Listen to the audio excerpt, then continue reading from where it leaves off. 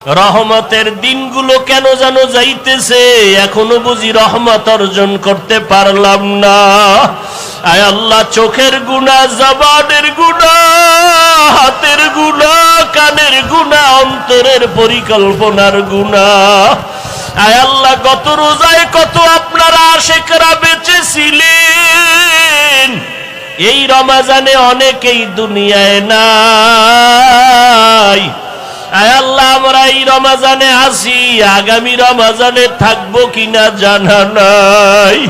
ও আল্লাহ, রমজান আমাদের জন্য রহমতের কারণ বানাইয়া দেন, রহমত আমাদের জন্য মাগফিরাতের কারণ বানাইয়া দেন, রমজান আমাদের জন্য নাজাতের ওসিলা বানাইয়া দেন।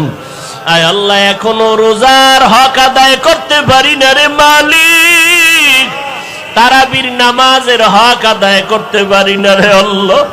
আয় আল্লাহ, দুর্বলতা আপনার কাছে পেশ করলাম, ক্ষমা করে দেন।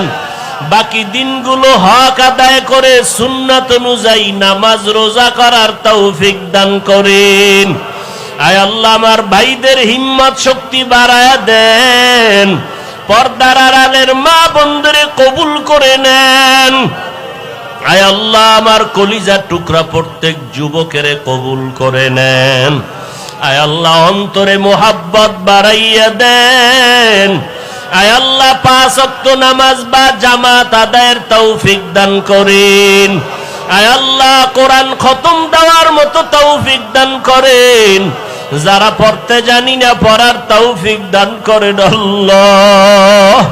আয় আল্লাহ, আমাদের দোয়া কবুল করে দেন। গুনার কারণে দিল শক্ত, চোখে পানি নাই, কান্নাওয়ালা চক্ষু দান করেন আল্লাহ।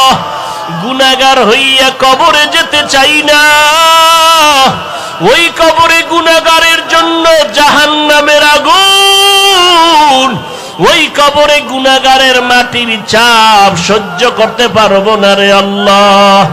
আমরা আপনার আদরের নবীর উম্মত, আয় আল্লাহ, আপনার নবীর আশিক পাগল বানাইয়া দেন।